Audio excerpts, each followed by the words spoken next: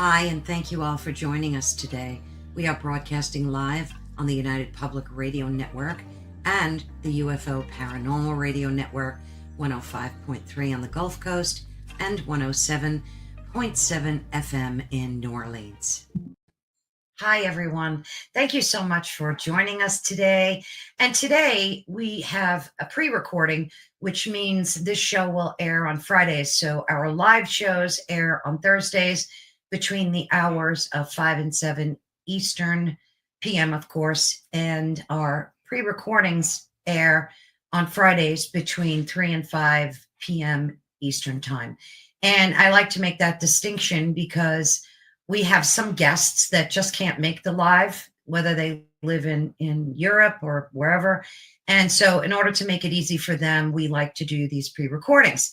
So anyway, as you just heard, we are airing on the United Public Radio Network and the UFO Paranormal Radio Network, which is 105.3 and 107.7 FM in New Orleans. And this is Ethereal Encounters Unveiled. And today I'm so excited because I have with us a guest. Her name is Garz Chan. And today we're going to be talking about alchemy and unlocking the true power of spiritual alchemy. She'll be able to answer all of your questions. So be sure and leave them in the comments below. And I'm sure she will be able to get to them at some point. I'm very interested in this topic. And without further ado, I'm going to let Garz introduce herself and tell her a bit about her background and the type of work that she does. So let me bring her on stage. Hi, so nice to finally meet you. Hi, Caroline. Thank you for having me. My name is Garz. I was born and raised in England. I've lived in LA for 22 years. And over the past 17 years, I've learned about 26 different modalities. Can't say I'm a master at any of them, but I have been working as a energy healing practitioner for about 17 years. And at this point, I use different modalities and I kind of fuse them all together to work on the client depending on their issue. So some people see me because of health issues, some people see me because of emotional or fears or relationship blockages, or they're not experiencing the success that they want in their careers. Some people have reoccurring nightmares. Some people have entities. Some people want to clear karma between them and a landlord or a boss or a partner. And it can be anything from a debilitating health issue, or they want to sell a house, or they want to get promotion, or they want to get married, or they're trying to have children. So it just ranges. Awesome. So how does this differ, the type of alchemy that you use is spiritual alchemy? How does it differ from like the traditional alchemy or historical alchemy that we all know about? How is it different? Well, I guess the alchemy that everyone knows of is turning lead into gold, right? But for me, alchemy is just a transformation. It's transmuting something. It's transferring something. So we can absolutely transmute pain into healing. We can transmute hatred or anger into joy, right? So we can transmute our traumas into success and love and health. That's the way I see it. That makes sense. How do you start to guide individuals in transmuting this emotional or energetic like baggage into something more empowering and enlightening? Like what I've seen some of your videos, so I kind of have a good idea of what type of work you do. But for folks that don't know, could you kind of walk us through some of the steps that you use to do this work? Yeah, so it depends on if I'm working on a client, It's different to when I'm teaching a workshop. So if I'm working on a client and they are experiencing a lot of fear and anxiety about, it doesn't matter what the subject is, I will drop into their energy field and I will see the information in their energy field. Right? Where is the anxiety coming from? Is it coming from their mother? Is it coming from the father? Is it coming from other lifetimes? Is it coming from their partners? Is it coming from their descendants? Is it coming from the collective conscious, subconscious, unconscious? So there's lots of avenues and choices to go down. And then I find out the percentage. It might be, 3,000% from the mother, right? Going back 200 generations deep. So then I just remove that or dissolve it from that person. It could have been accumulating from when they were in the womb, or 3 years old, 12 years old, 22 years old. There could be core memories that have created anxiety, a buildup of anxiety. They could be absorbing other people's anxiety just from information, news that they watch, things that they're reading, people they're speaking to, their interactions.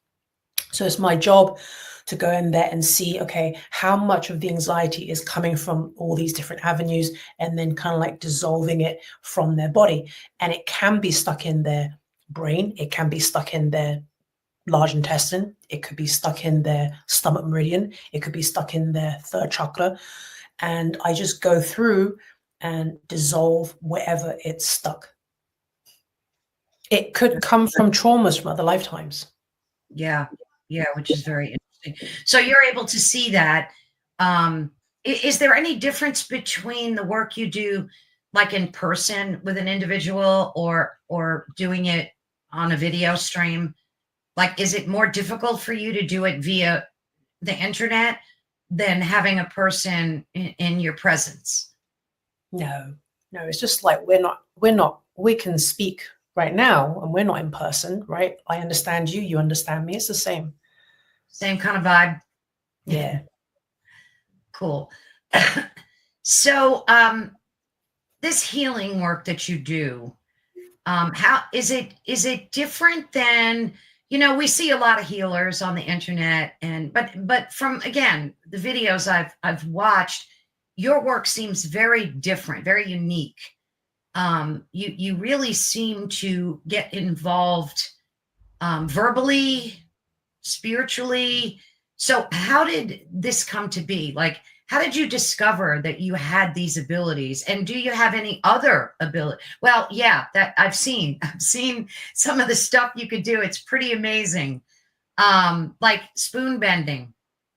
And I saw in a video where you actually summon the wind. And, all that stuff is so fascinating to me. And I believe 1,000% that it's possible, and that you do that, and you teach other people how to do that. Has that been successful? Have other people begun to use telekinetic powers and things like that? Like, talk to us a little bit about how that works. Yeah. Well, spoon bending is very easy, right? It's extremely easy. And I didn't realize that it would be so popular. Yeah. I had no idea, because to me it's so easy. Anyone can do it, But yes, since I posted a video on my Instagram with the spoon bending, a lot of people have been sending me pictures and videos of themselves bending spoons, which is great. It's really about focusing your intention, right? It's really about choosing to believe something or knowing something. It's about disciplining your thoughts and your mind. If you can override all doubt, then you can bend a spoon, you can bend a knife, you can bend a fork. And the same works for like the elements as well, like, telekinesis and summoning the wind. Is it the same type of practice that you're using to do those things as well? Well, the aerokinesis is slightly different. So the aerokinesis, the way and I'm a complete beginner, by the way, with aerokinesis. That's what I don't charge the telekinesis, aerokinesis, because I'm a complete beginner. I'm not charging people. I just share my videos and explain this is my process. Give it a go, and you get to explore. Everyone's kind of like different. Everyone works with energy differently. The aerokinesis, when I'm in front of the still bush, I just tell myself that I'm the wind, and I just be like the wind, and I move like the wind. So you need to step out of the belief, the program, the system that you are trapped in this meat suit or earth suit, right? And then you become one with the elements. And then once you become one with the elements, like air or wind, then you can move like air or wind. Fascinating. I'm going to have to give it a try. I mean, I've seen others do it as well, and it's always fascinated me. Is it difficult to, because I've tried to do that, and of course I'm, like use telekinetic powers to move things, and I find it challenging to do, only because I don't think I'm practicing enough. So does it require like enough practice? Like, what's the average time that somebody needs to spend working on something like that, on like moving, say using their telekinetic powers? Like, how long does that take typically?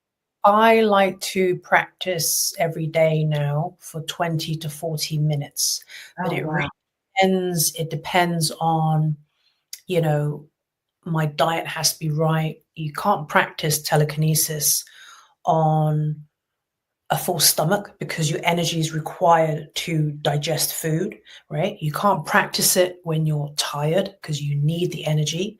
You can't practice it when you're in a bad mood because it requires a very specific focus, right? So your diet has to be right. You have to be well rested. You have to be hydrated, and you can't be on a full stomach. So there's all these elements, and then as a woman, your cycle changes all the time. Right. So sometimes you got to figure out or find out or explore what time of the day do you have more energy. Now, it's easy to assume when I wake up, I've had a full night's sleep, I'm going to have lots of energy. Not necessarily. For me, I find I have more energy in the evening than I do during the day. Oh, okay. Yeah. So it's really up to that person. They need to make that decision when they feel they're most energetic. Yes.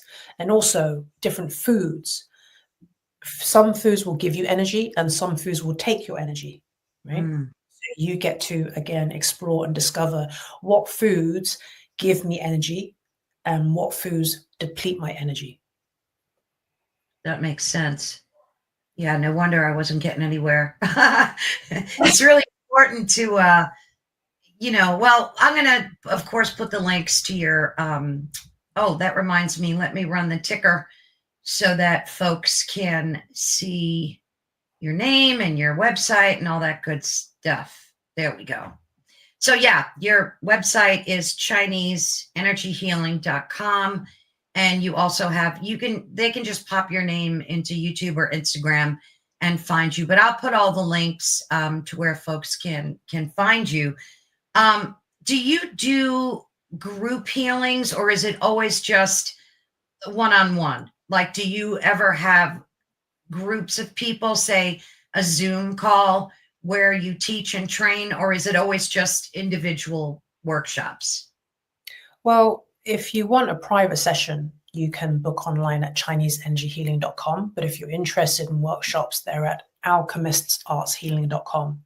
Sometimes I will offer a group, like a one-off, like group healing session if a lot of people are asking me for some kind of assistance, but they can't afford the workshop, then Right. I will offer a group session, you know. Yeah, but then I also have free light language transmission videos on Instagram, YouTube, and TikTok. Those are free if you're into light language, if you're receptive to light language. But also I have healing videos that I record and I post them on my social media, and you can watch them and just instruct your body to receive the healing. It won't be specifically catered to you, but you can still receive the healing for yourself. Oh, that's good. That's good. Is this like a family, like a generational gift that you have to do this work, or is this something that you just discovered throughout your life? Like, or is anybody in your family also gifted with this ability as well to help heal individuals? And well, anyone can do what I do. You don't have to be, you know, yeah, you don't have to come from a specific family or go to the right school. Anyone can do what I do. I will say, though, having said that, I remember when I was really young, my granddad would rub his palms together and he would lay his palm on my stomach whenever I had a stomach ache, and he would just rid of my pains that way. And he was someone who practiced Tai Chi every day. He practiced calligraphy every day. He made his own healing potions and oils and lotions. He grew his own fruits and vegetables. So, but he was the only person in my family that was like that, you know? Mhm. Yeah. Yeah, I used to do that to my kids when they were little. I would like rub my hands if they had a headache or a stomach ache, and then whether it was psychological for them or not, it always seemed to help. But it's good. I like it. Yeah. Are there any spiritual beings or archetypes or guides that assist you in this process, or is this something that you just do solely without the help of like guides or Well, anything? when I start a session, I always invite my client's guides and my guides in. And when I drop into their energy field, I will just start seeing things or hearing things or feeling things or knowing things. And sometimes that information is coming to me because it's in their energy field. And sometimes their guides or my guides are just showing me images. So it's a mix. It's a mix match of everything. What misconceptions do you think people have about, like, when they hear the word alchemy? Do you think there's any like preconceived notions about that word, or about the type of work that you do? Preconceived ideas. Well, I will say some people who don't really understand energy healing will say, can I be cured in one session? Right. And it's like, well, that's not how healing works. You know, it's not linear. You don't go from A, B, C, D. Sometimes it happens in layers. And some people, even though consciously they want to heal, but there's a lot of subconscious or unconscious blocks or obstacles that's preventing them from instant healing, which is a healer's job to go and find why are these things in place and to dissolve them, you know. But you are your masterpiece, you're your lifelong project, and as long as you're living, you're always going to be working on yourself in some way, right? But I think some people are like, I want to be cured of this thing in like one session or 3 sessions, and that's not really how it works. Although, having said that, I have many times worked on a client just once and have helped them get the success that they wanted, you know. But you can't really measure it in a linear way. Yeah, that makes complete sense. Do you have someone working on you for your issues, or do you work on yourself? Like, how does that work? Because I would imagine it would be hard to work on yourself, and I think easier to work on other people. So how does that work for you? Yeah. No, I have people who I've trained who I asked to work on me. It's very important because you don't necessarily see your blind spots, you know? And sometimes it's important to be neutral when you work on someone. And when you work on yourself, you're not always neutral, you know? You can get defensive, or you can be in denial, right? Or you have blind spots. So it's important to gather people to work on you so that you get out of your own way. Yeah, Yeah. that's so true. Have you ever had an encounter with like a force or an intelligence that like shattered your understanding of like your own reality, whether negative or positive? Have you ever encountered anything that just kind of shattered the way you thought about things in general, like just your own reality? I feel like, learning different energy healing modalities has been pretty paradigm shifting for me. And then also developing as a psychic medium and learning to speak to spirit has also been very paradigm shifting. Doing ayahuasca has been very paradigm shifting. And then also seeing things with my physical eyes, things that you're not supposed to see, Mm. also been paradigm Oh shifting. yeah. Yeah. Have they So been both negative and positive? Like seeing things that others don't see? Because I'm always curious about. Yesterday, I spoke with a demonologist, and he's also a paranormal investigator. And it was interesting to me because, I mean, I know darkness exists. We all do. There's always this battle between goodness and evil. It seems, as long as we can date back historically, anyway, and biblically. Um, how do you deal with these negative entities?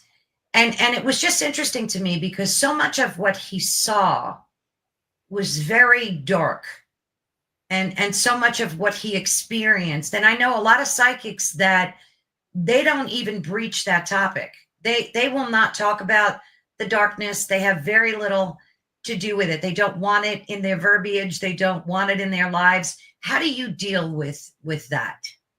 yeah. Well, what's interesting is I've always been able to feel spirits or entities, even as a young child, but I didn't want to see them and I didn't want to hear them. Mm. I was quite fearful, actually. I wasn't blasé about it. It wasn't casual for me.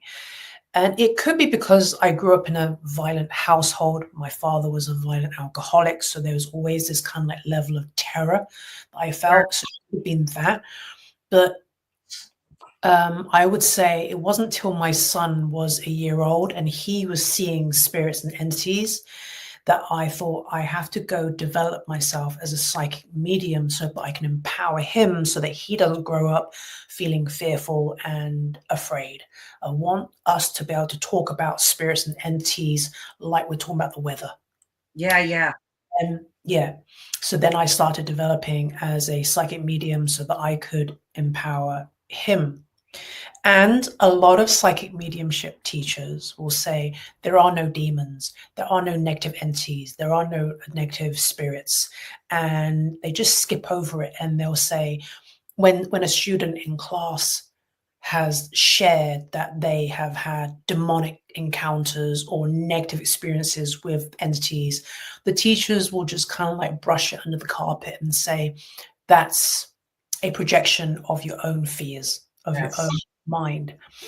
But because I've always felt spirits and entities, and I have friends who have been traumatized by demonic or, I guess, negative spirits or entities, uh, I didn't, that didn't ring true for me.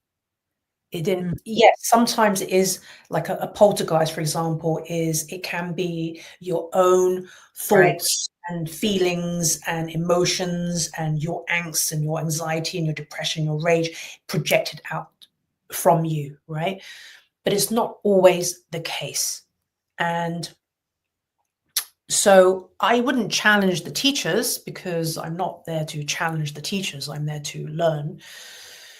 But for me, it didn't ring true until I did a workshop, a class with a person who does was it psychic paranormal investigations, and then he confirmed, yes, there are all kinds of different spirits and entities, and they're different levels and different powers, and some of them are ancient and they're super powerful, and they will weave their way into families and destroy families. And then I realized, oh my gosh, yes, this is what rings true to me. And I had a neighbor at that time. The whole family, I felt the whole family had issues, health issues. One had a massive tumor. She looked like she was pregnant. Another one was on kidney dialysis. The other one had cancer, all her hair had fallen out. Another one was obese. I mean, there's just so many issues. And then I realized, oh, that's what he's talking about.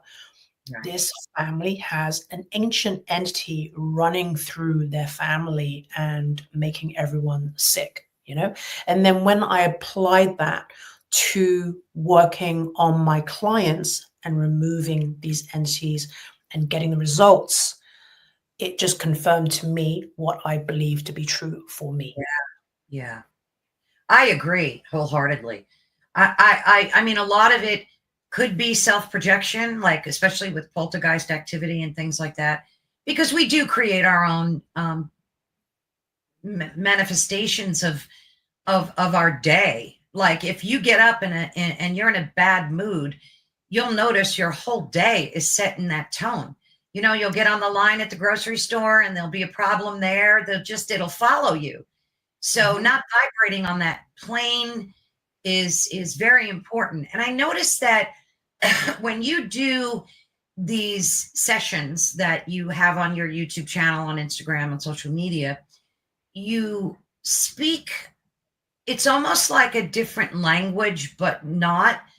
And it seems like you leave your body, and like I can't quite, like I've watched you do it so many times, and it's so fascinating to me.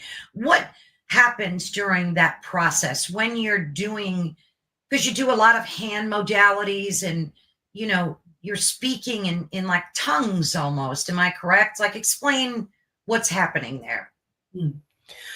So I do have light language transmission videos, and light language. So light language is just a language that has originated from other star systems or other galaxies, and it activates the DNA and the psychic centers.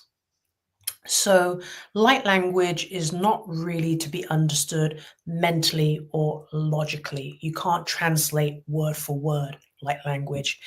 You have to feel it to receive it, right? So light language can be expressed verbally. So speaking in tongues is a form of light language. When babies, toddlers speak gibberish, that is light language. People express light language through numbers or art or movement, or it can be, verbally. So it can be expressed in all different types of ways, and it is a form of healing. It can be used as a form of healing. Yeah. So I just have an intention, mind, and then I just let it come through me. So I just channel it, just let it come through me. Yeah. Yeah, that's what it seems like. And it's funny because like I closed my eyes and I tried to like meditate during listening to you do that. And it was such a peaceful feeling. It's hard to describe. But it was very positive, and it felt that way. Just hearing it, So I definitely have to book a session with you at some point. I would love to do that. I have to ask you this because it's pervasive. It's everywhere. And the guest I had yesterday, everybody seems to have a different perspective. So if you take someone like Chris Bledsoe, I don't know if you're familiar with him. He's he's all over the internet. He sees these orbs in the sky, and he's even been at NASA. They've asked him to summon these orbs, and he takes video of them. There's thousands of video, and he seems to always relate that they're angelic. They're angelic beings, these orbs. And yet a guest I spoke to yesterday seems to think that these entities are not really angelic, but they're demonic, and they're just pretending to be angelic. So that kind of like threw me for a loop, because he made it make sense in many ways, because we know that these demonic entities can be tricksters, and they can fool us. And we've heard of many stories where people think they see angelic beings and they're not. They turn out to be these just quite the opposite. So what's your perception on the whole UFO? Obviously, you believe in entities from other galaxies, as you stated, but what's going on here? Like, we're looking for disclosure. We want to know, are these, ETs, these UAPs, are they real? And if they're real, why are they not disclosing themselves to us fully? Like, what's your take on that whole thing? I know it's a lot. Yeah. Okay. So orbs, yes, they are a form of spirit energy, and spirit energy can be all forms. It can be on the spectrum, right? My son, as a baby, saw orbs, and he was never afraid of seeing the orbs. He would just go, "There's a yellow orb there. There's a white orb there." It just floated. An orb just flew through and just floating through and just passing through. He was never afraid of them. So. But that's not to say that other people's experiences may be a bit more diverse, right? Some people believe that we are descendants of, we are hybrids of different alien races. That's what some people believe. And that there are different types of starseeds or aliens already existing on the planet. Some of them live in the core of the earth, some of them live in Mount Shasta, but I have to say that when I've worked on people, not everyone I work on is 100% human. So we're not all human beings here. So when people say we're all one race, the human race, that's not in my experience, right? And if you think about currently in the planet, in this world, there are over 7,000 different languages. Jesus, that's a lot. And then you think about the amount of galaxies there are out there, right? And how there could be possibly thousands of different races on every single planet. It's impossible to know all the different species that exist, right? I mean, we're still discovering new species here on Earth in the ocean. Yes. Right. But I have worked on plenty of people who are not 100% human. How do you know that? Is it the energy that they're emitting? Do you just feel that, or is it an aura you see? Like, what's the giveaway there? Sometimes it's their eye contact. Sometimes it's the way they move. Sometimes it's like their soul just feels different. Sometimes it's when you drop into the energy field, the information shows up a little differently. And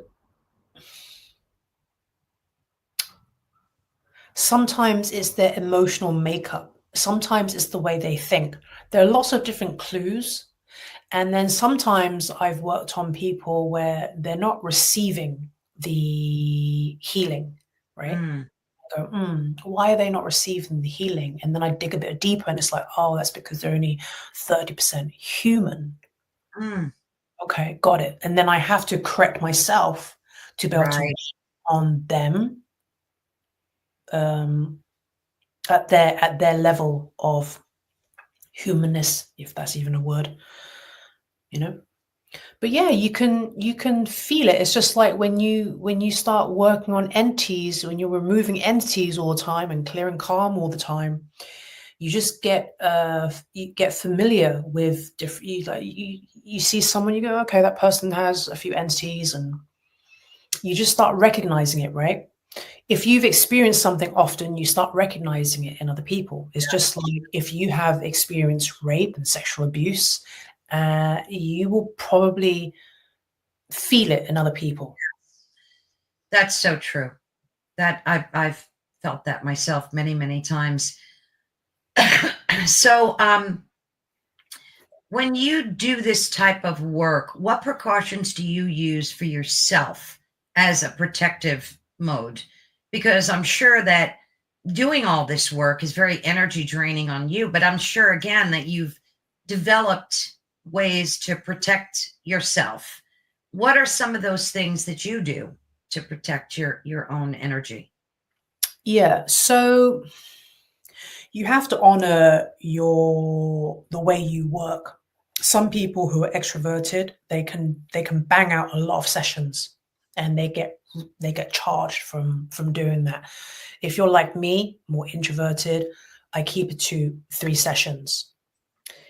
I did 5 sessions before, 5 1-hour sessions every day, 5 days a week, and I just got really burnt out, Yeah. and it didn't work for me. So then now I just do like 3 sessions a day, and I've reduced it to 20-minute sessions or 30-minute sessions. But it's taken me 17 years to be able to do the work in 20 minutes, right?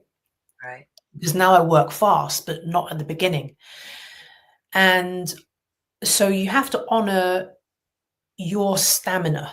And now some people, yes, you can build your stamina, but you can also very easily get burnt out because, when you work as a healer, you really do want to help people. And there's a lot of people who want your help. And you can't help everyone, right? No. So you have to pace yourself. And then some people believe I'm protected, I don't need any protection, that's fine. But for me, I have a grounding mat. I put my feet on the grounding mat, plug it in. I have my crystals in front of me to absorb any energies and the EMFs from the computer or any energies coming from the client. I'll put myself in a ball of light. I put the client in a ball of light. Then sometimes I insert them into crystals, and I insert myself into a holographic crystal or an imaginary crystal. And then in between sessions, I'll also either take a big, chunky, fluffy cloud and rinse myself like maybe 13 times or like for a minute. Or sometimes I'll wash my hands in between sessions and just let the energy drain out of me. And sometimes I'll say, clean me of their energy, clean them of my energy, right? Sometimes the universe will send you a client who has your similar issues as you. And so I'll go, okay, whatever I cleared from that person, I also clear from myself. So I can also piggyback off of the work that I just did. Right? But you can I use bells. I do salt sponges. I play binaural beats. I do salt baths. I ground every day, earth every day, put my bare feet on the soil 20 minutes, right? And I make sure that I am rested, and I make sure that I'm hydrated. I eat mainly whole foods. I don't do any drugs. Although I did, I mean, I used to, but Yeah. Yeah. I live a very clean life now, and I find that helps. Yeah. So there's a lot of things that I personally like to do. I use essential oils, I use crystals, and binaural beats, and intention as well. Yeah. Sometimes sometimes the session can be quite energizing. Actually, it's not always draining. Yeah. Good. What crystals do you use like for protection? What are your because we're all dealing with 5G and there you go. What is that? Shungite. Shungite. Yeah. So Yeah. just keeping that around you will help. Yeah, I put this in front of my computer because I find when I'm teaching a 7-day Zoom online workshop, I was getting terrible headaches. And then I Oh. bought this shungite and I instructed this shungite to absorb any energy coming from the client or students, and also energies coming from the computer. And it's saved me. I haven't had headaches since. And then with black crystals, you've got to clean them. So I have selenite right by it to clean the shungite. Do you sell these on your website? I don't know if I noticed that. No, I don't sell any products. No, but you can get them anywhere. Selenite, shungite. Yeah, it's important to get something that resonates with you. But black crystals tend to absorb negative energies. This is tourmaline, black tourmaline. Yeah. But you want to clean them, and you can clean them with selenite. You can clean them with moonlight. You can clean them with salt or smudging. Yeah. Yeah, because I used to put them outside overnight, and I heard that's like one of the best ways to do that, right? Just to kind of recharge them. Yeah, moonbathing. Yeah. Yeah. Do you think that the human race is like transmuting? Because a lot of people, especially after 2020, with what happened during the whole pandemic thing, seem to have greatly affected humanity as a whole. And I'm seeing it more and more every day as I speak to people. This like transmutation of spirit they seem to be going through, like an awakening, I guess you could call it. Have you noticed that? And what do you think is accounting for that? Oh, you're talking about the mass awakening, right? Yeah. Yeah. Yeah. Yeah. So every now and then there's a mass awakening, there's a mass exodus, right? So during the lockdown, there was a mass exodus and a mass awakening. The last time I felt like a mass awakening was back in 2012, but it happens every now and then. And some of it is astrological, but but I think it's a natural course of the human experience that we've signed up for in this lifetime. Yeah. But I had a lot of people come to see me during the lockdown, and they were like, I just feel like I've come online. I don't know what's happened. I'm just seeing through the bullshit. I'm seeing through the matrix. I'm seeing through. I was like, oh, welcome. Glad to have you. We need more people Right. come online. We need more healers and more light workers. More people with this agenda, right?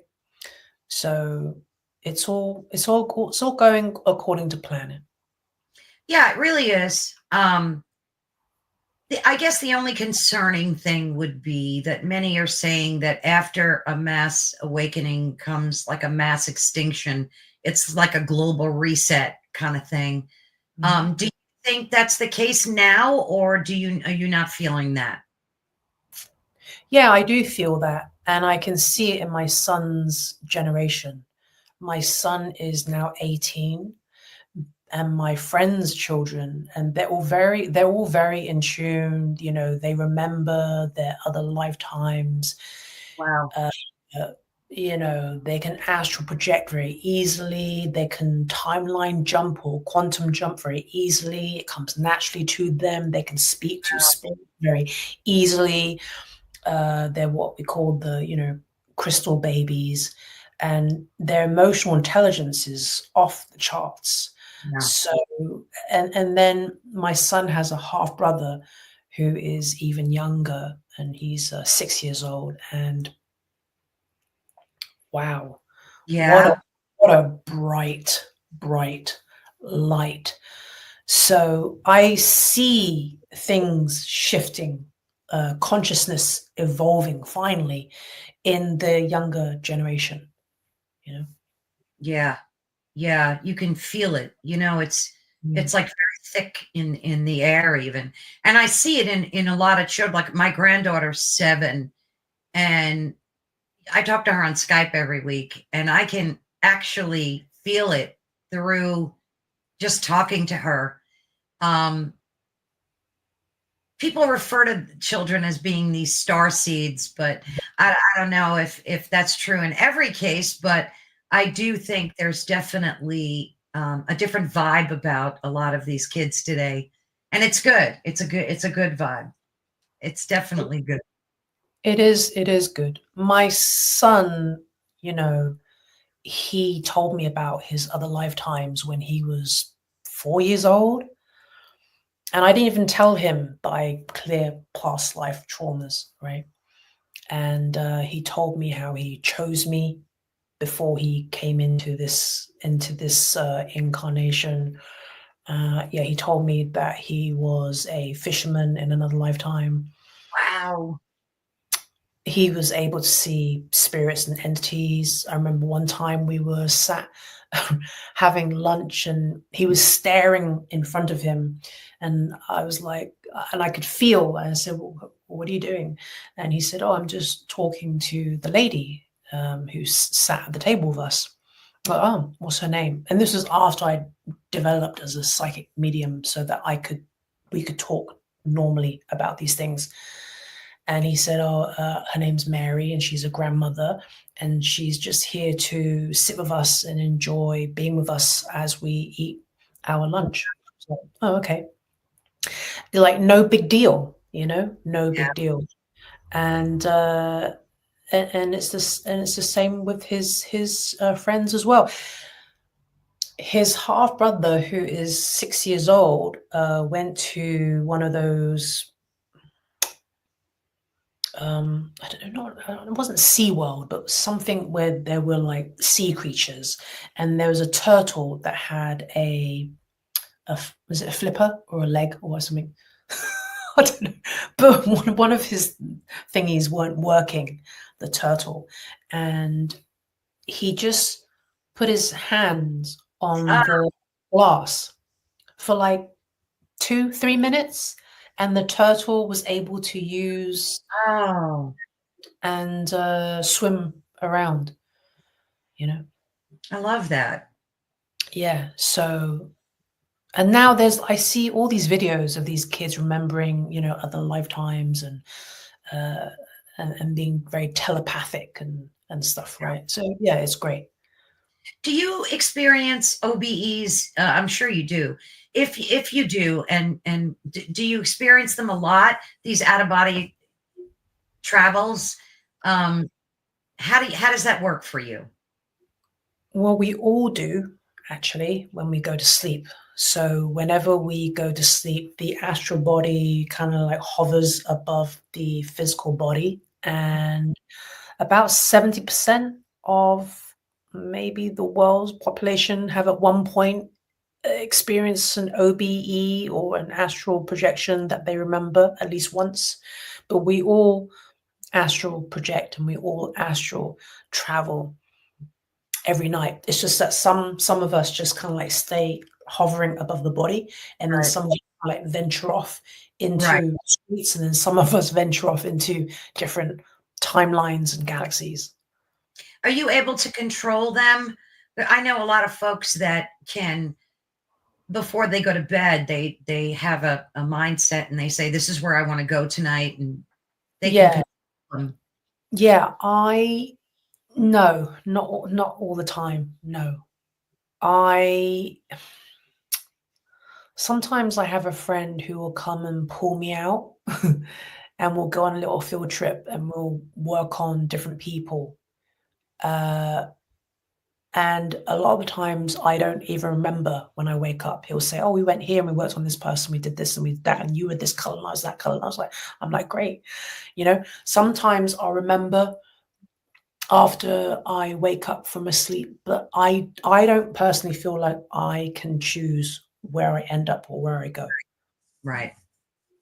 Yeah, it's pretty difficult. And I think for me, I have difficulty distinguishing between like a lucid dream and an out of body experience.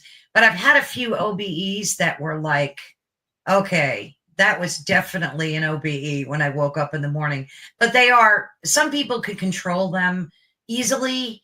I guess it takes practice like anything else. But they're always usually positive for me. I've never really had like a negative experience doing that. What do you think the difference is between lucid dreaming and, and leaving your body? Is it the same for you, or? Well, lucid dreaming is when you are able to control the outcome of a dream, right? Whereas an OBE, astral projection, is when your astral body detaches from the physical body and kind of like wanders off for an adventure. So for me, they're not the same. But lucid dreaming is a great gateway into astral projecting. So if you can lucid dream, you can astral project. It's the same as when you experience sleep paralysis. If you can relax into that moment, because a lot of people go, oh my gosh, there's a demon sitting on me, and it makes them panic. So I always say to them, it's not a demon sitting on you. It's because your mind has woken up, but your body has not quite woken up yet. So your mind and your body is not in sync. Your mind has woken up before your body, and the body goes into a state of kind of like paralysis, right? When we sleep, so that we don't act out violent dreams. Right. So in that moment, when your mind wakes up, but your body's still asleep, that's the perfect time. If you can relax into that moment and not panic, you can command for your astral body to go and have an astral projection experience. And you don't have to be afraid of not coming back because you have an energetic cord, like an umbilical cord attached, and you don't have to venture far. You can just be in the room, and you can also work on yourself. You can look at your own body and just work on yourself, like beam light onto your body. And then when you have had enough, you can just say, back to my body. Yeah. Yeah. That's what many folks typically do. They have really good command of that. I find that whole topic fascinating. And I think the more you talk to yourself before you go to bed at night, like I've noticed that I can control it like a little bit better, like what I want.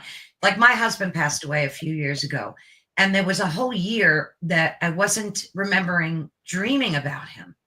And it upset me terribly because I always remember my dreams very vividly. Yeah. And then I kind of worked on that.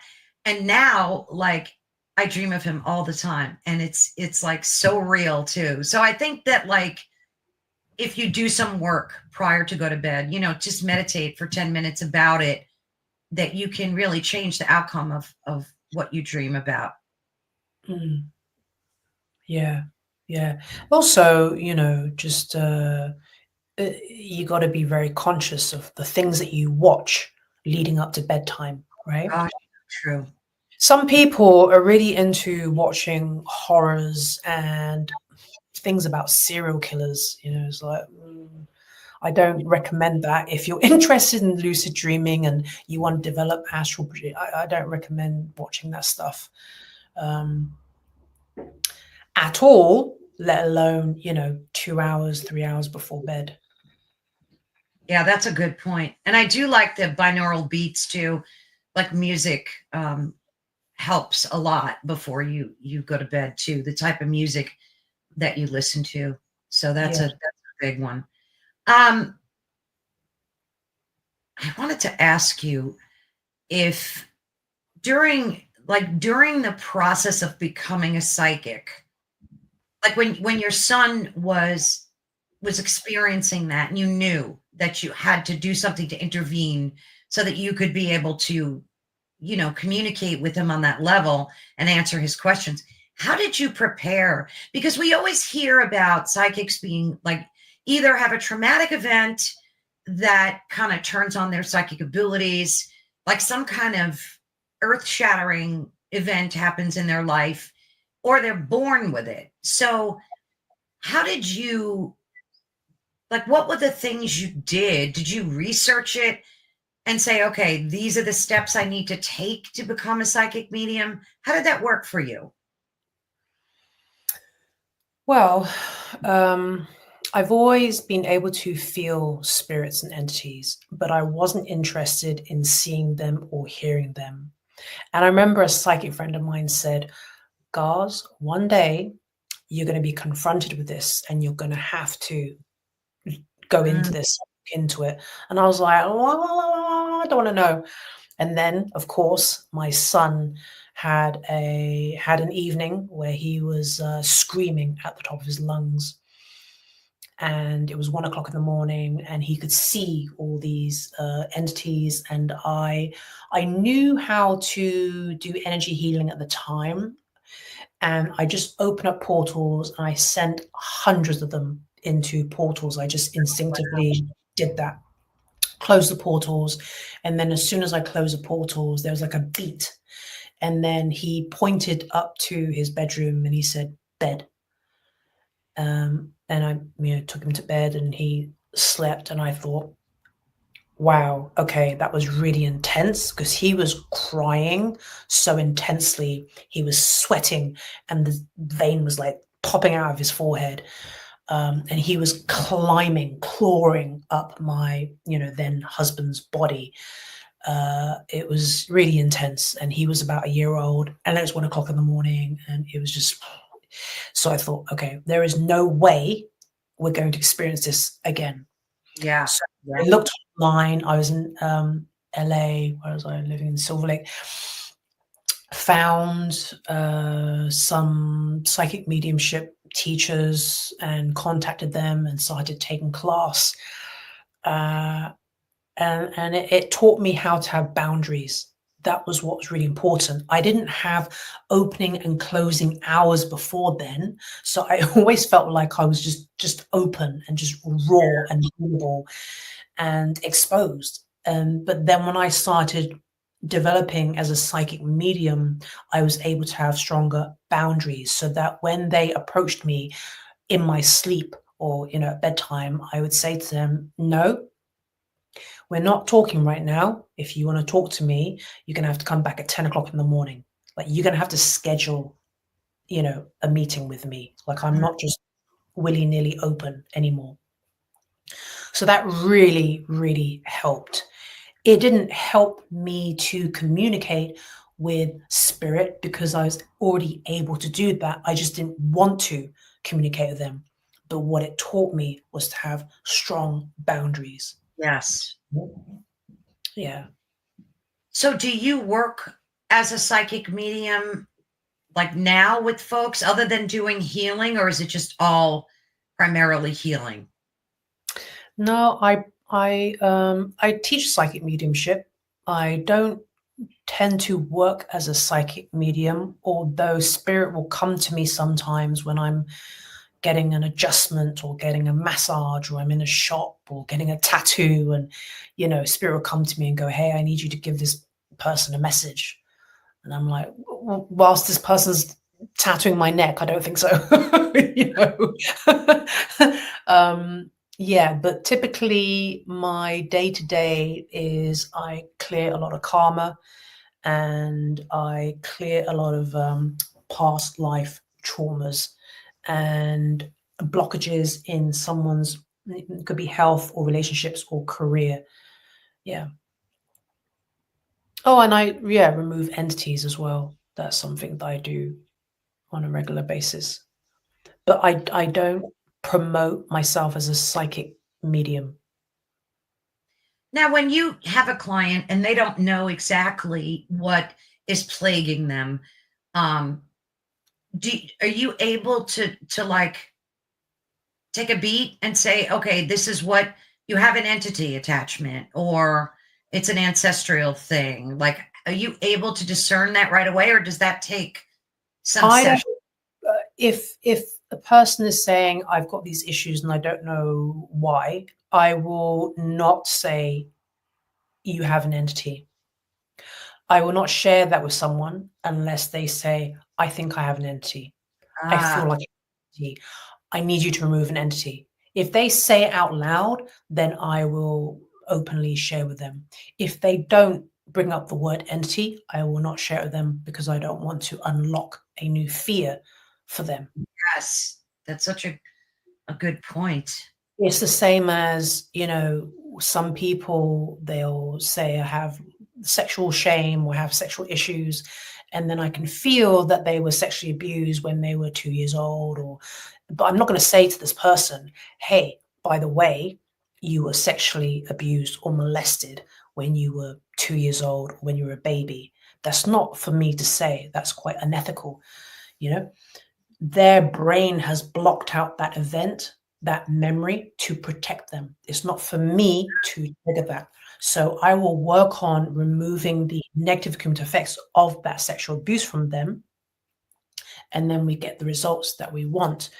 But it's not for me to tell someone you've been sexually abused and you don't remember it. Yeah. Do you see yourself doing healing for like the rest of your days? What do you picture is next for you? Like, or do you just take the power of now and just live in this moment? Like, what do you see yourself doing 5 years from now? I used to have so many goals and I was very goal oriented and I was very driven, very ambitious. And I found that since working as a healer, and I'm not really healing anyone, I'm just like, I'm like a cleaner, I'm like a janitor, I'm just, cleaning. I have really learned to live differently, which has been very good for my nervous system. And I just really allow the universe or my guides to direct me. So I just look for the signs, and I just allow myself to be guided and to be used to serve humanity or society or community. So I don't have any goals right now, but I've seen a couple of visions of myself.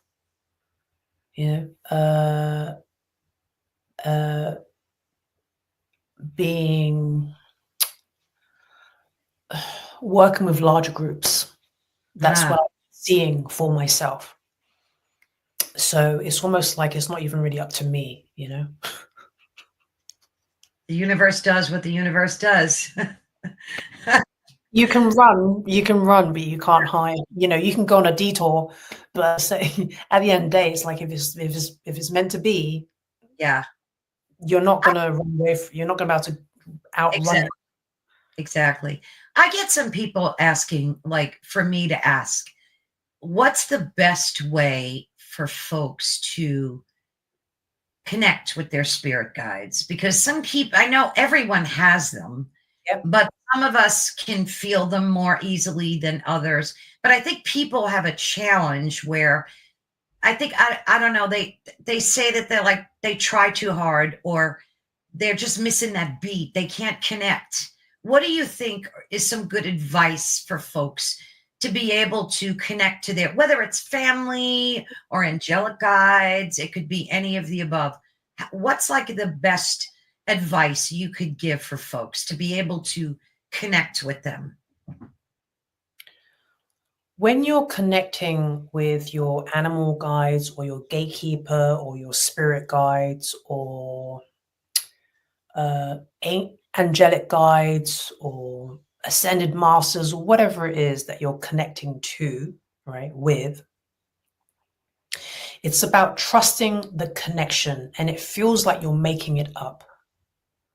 Right? Mm-hmm. It feels like you're making it up, but you gotta trust that connection that you have with them. And the more you communicate with them, the more you talk to them, because they don't intervene, you know, they're very passive. You have to ask them for their assistance. So, for example, you can play these magical games like, okay, I'll give you 3 examples. Mm-hmm. I was driving and I said to my guides or the universe, shall I go to Peru and do ayahuasca this year? Show me a clear sign.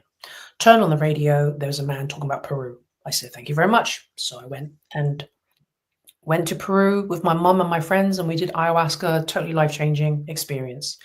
Another time I was driving again, and I was with my son. We were talking about different countries that we could go to. So we came up about maybe 5 different countries, and I said to the universe, my guide, show me a very clear sign of where we should go next. And then within 2 minutes, a car pulled in front of us, and there was a bumper sticker that said Brazil. Brazil was one of the countries that we talked about. So I was like, okay, we're going to Brazil. Another time, again, I was driving and I was saying to the universe, my guides, like, shall I teach? Shall I not teach? There's all these reasons why I should teach. There's all these reasons why I shouldn't teach. I don't know if I'm ready to teach, and blah, blah, blah, blah, blah, blah, blah, blah. And I said, show me a clear sign. And I stopped at the traffic light and I looked across, and on this white van, there's big bold letters that said teach. So I was like, oh, okay, shit. And then I went home and I started spiraling, right? All these different reasons why I shouldn't be teaching, and I'm not ready, and I'm an introvert, and I don't like talking, and I don't have all the answers, blah, blah, blah, blah, blah. And then I just sat in meditation, and a voice said, it's not about you. Mm. So I was like, okay, all right, thank you very much. It's not, you're right, it's not about me. Right. Those are some good signs for sure. And you're right. I think a lot of times we think we're making this stuff up in our own, thoughts, but we're not. A lot of them are clear messages and signs from our spirit guides that we need to pay attention to. If you are totally open to the answer. Now, if you're like, I have to see a sign, I want to see a sign, is he the one for me? I want him to be the one for me. You're going to force that, right? Or you're going to start seeing mixed signals.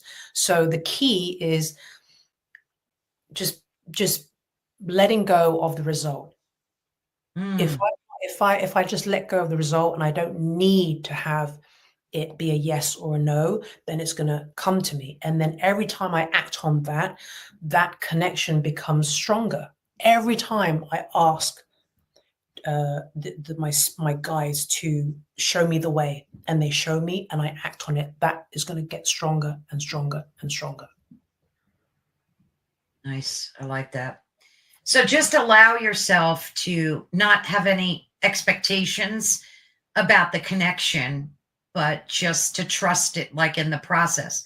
So kind of like ask and you shall receive kind of thing, which brings me to my next question. Where were you growing up on a religious perspective? Like, did you grow up in a very religious household?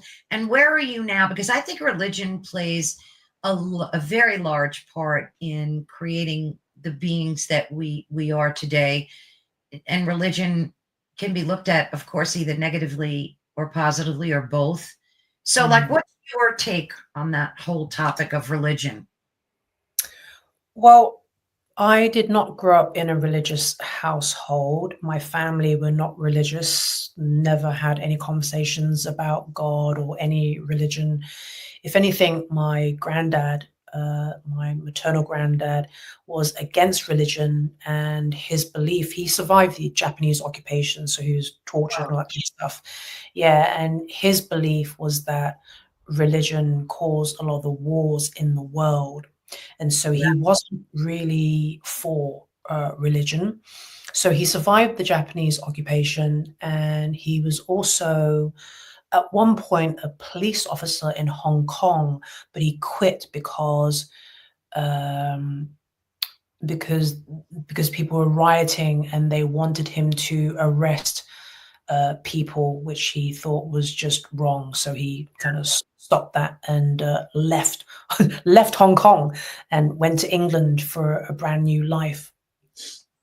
So no, I've not read any religious text or books and stuff. And I remember when I went to college when I was 19, and everyone had this conversations about religion and debates. You know, people love debating in London at that point, and especially when you're a teenager.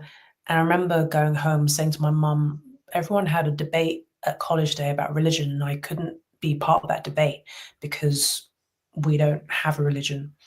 And she said to me, well, you know, you're focused on feeling left out, but maybe look at it a different way. You're free to believe whatever you want. And I was like, oh, well, you know, that's a concept, right? I'm free to believe whatever I want. Mm-hmm. Oh, okay. Yeah, that's a different way of looking at it, because I was wanting to belong. Yeah. It's like, no, you don't need to belong, you know? Do you believe in like God, or just in like a creator? Like where's your stance on that? I don't believe that there's a man in the sky. Right. That I don't believe that. No. I don't believe that what we call God is male or female. Mm-hmm. I have my connection to my guides or my ancestors or the universe, which is really just the universe within yourself, right? Or the God within, or the goddess within. And I remember when I was doing ayahuasca, feeling like we were all just infinite consciousness Mm-hmm. in drag. Yeah. And that stayed with me. Yeah. You know? Yeah, I've spoken to a few people that have done ayahuasca, and it truly transformed their life. Did you get, if you don't mind talking about it for a minute, did you experience the whole sickness part of it? Like he got sick, you know, puking and pooping and from every direction.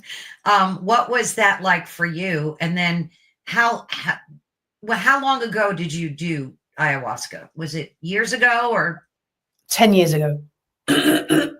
Yeah, 10 years ago, I went to Peru, to the Amazon jungle with my mum and a bunch of friends, and everyone had a very different experience. I had one friend, she just purged tears. That's all she purged, very quiet. I had another friend who was, you know, on the jungle floor, just throwing up constantly and very loudly and very violently. I had another friend who didn't purge at all, just had lots of visions. And then I had tons of visions, just one after another, after another, after another, after another, of me experiencing different lifetimes. I threw up twice, vomited twice, but only because I saw my mum vomiting. oh, and then that triggered. I saw my mum vomit, and then that made me vomit twice. But it did feel, I felt a release after I vomited, so that was great.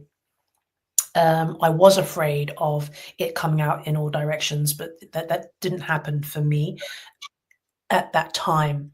Although a month later, I had a very different ayahuasca experience in Malibu, and it was completely different. It was the nightmare ayahuasca experience that no one wants. That's what I had. Projectile vomiting, and couldn't lift a finger. Whereas the first time I did it in the Amazon jungle, I felt like, oh, I'm very conscious. I could do yoga right now. I feel like laughing. I feel like moving. I feel very safe. I feel very protected, and I feel very lucid. But the second time in Malibu, it was grandmother ayahuasca, a very different brew, and it was an ego death. Wow. A dark night of the soul, ego death. It was brutal. Wow. Yeah. I couldn't lift a finger. For how long? 8 hours. It was brutal. Yeah, it took me about 2 weeks to recover from that. Yeah. That's scary. Yeah. But it was my fear though, right? It was like, this is the experience I don't want to have. Like, this is the most fearful experience. And I end up having it. And I remember lying there thinking, please don't soil yourself because I can't get to the toilet. Please don't shit yourself. Please, you've vomited over everything. Yeah, couldn't even lift my eyelids. Jeez.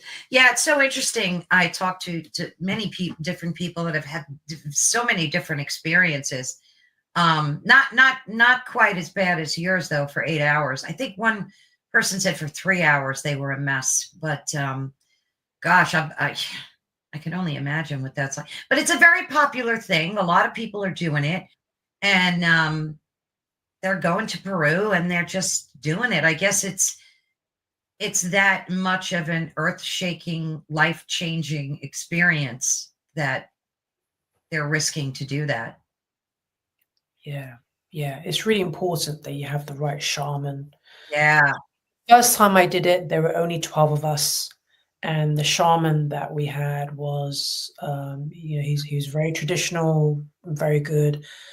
And the second time I did it, it was in a mansion with like over 50 people. I don't recommend it. Yeah. And the shaman was a famous shaman, but he was sat there, just played like an 8-hour soundtrack, DVD or MP3 or whatever, and was just on the couch with his partner and didn't tend to anyone. He had all his volunteers floating around tending to people, but he didn't attend to anyone. So, choosing the right shaman is extremely important and will determine the kind of experience you have. Yeah, absolutely. So don't have an experience where there's like 50 people, 20 people, 100 people, like trash. Jeez. So how long does it take to book an appointment with you? Are you booked up so folks can know if they want to reach out and schedule a healing with you? Like, how does that typically work? Yeah, you can book online at ChineseEnergyHealing.com. Right now, there is an 8-week wait, but I do have a cancellation wait list reserved for clients who have existing appointments. But it varies. Sometimes I'm booked up for a month. Sometimes I'm booked up for 2 months. Yeah, it just depends, right? Yeah. Typically, how many? I mean, I know we talked about this a little bit, but how many sessions on average would you say that a person would need to and I know you said it could be 1, it could be 10, right? Is that just, you never know how many sessions you'll need? No, because it depends on the person. It depends on how they process. It depends on how deep the issue is. It depends on how long they've had it. It depends on how much they're holding on to it, subconsciously, unconsciously, right? So there's no saying, but after your session, you still continue to process and release and integrate for about a week after the session. You'll know in that week whether you need another session. You'll know. Yeah, so you just leave it up to the person to kind of Yeah, decide.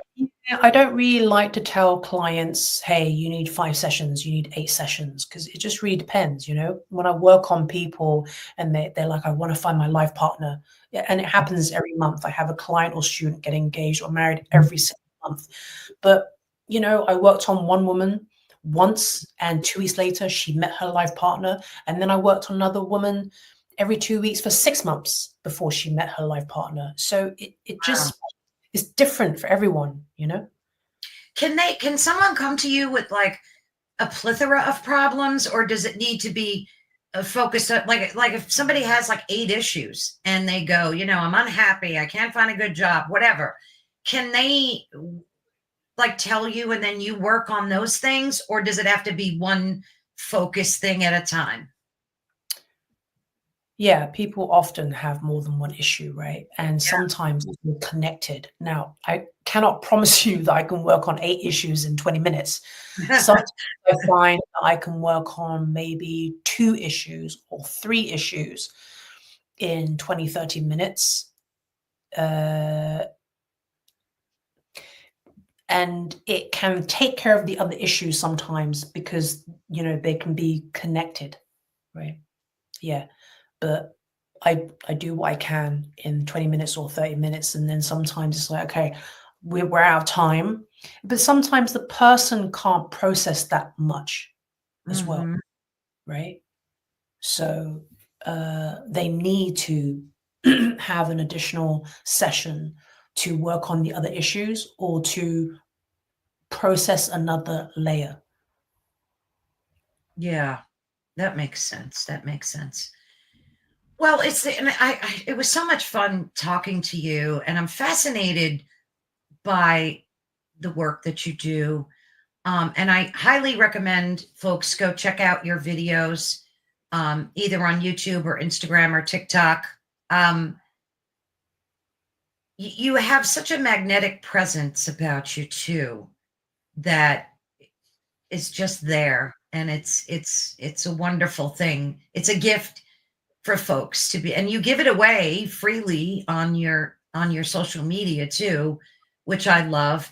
And then you do these like teaching moments, these, what are those like? Do you just do them willy-nilly, or do you plan them out? What are those like, those life-changing teaching sessions that you do? Oh yeah, those life lessons. Well, I started doing them because oh my gosh, a few weeks ago I had like 533 DMs. Wow. I had to turn off my DMs because it was really Follow. too much. But yeah, of all these people asking me, can you help me with focus? Can you help me with my energy? Can you help me get my life right? Can you help me? I thought, oh my gosh. And people ask me to mentor them. And I'm like, I have no idea how to mentor someone. Like, so I thought, how can I help all these people who are asking me? And I thought, okay, what I'll do is I'll make a series called Life Lessons and share with people the things that I've done to help turn my life around, you know? And yeah, so there's a series called Life Lessons, and it's just me sharing with people tools that have helped me turn my life around. Oh, they're so wonderful. I highly recommend people go watch them. But Garz, thank you so much. Is there anything you want to say in closing to your followers or people that maybe are just discovering you today for the first time? Anything in closing you'd like to share? I mean, I'm going to put all your links and everything in the description of the videos. We're on all social media platforms, so definitely check Garz out there. But anything else you want to add in closing? Sure. I would like to say that if you're listening to this podcast and podcasts like this, then, you probably have a dormant gift that is waiting to be developed. And right now, we need all of the light workers to come out of the closet, right? And we need to flood the world with light and show each other that we're here so that your people can find you. So please, I'm stretching myself right now to be more comfortable with being visible. And it's not easy for me. It doesn't come easy for me. I'm literally cringing, but I'm doing it cringing, and I'm doing it through the fear, pushing through the fear. So I would like you to do the same. Be more visible so that your people can find you, so that we can find each other. Oh, I love that. That gave me chills, because it's ever so true. And it's funny how you do find your tribe.